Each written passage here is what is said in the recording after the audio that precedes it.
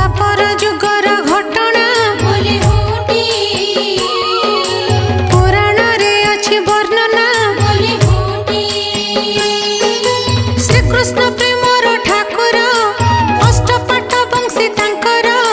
से मध्य जणे जाम्बवती बोले होटी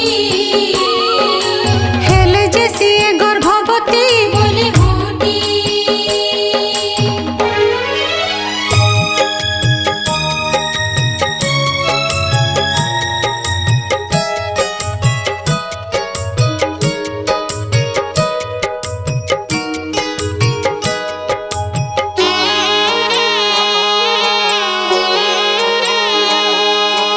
किछि